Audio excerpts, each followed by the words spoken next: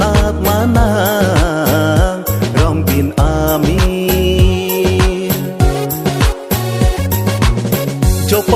Joparni ta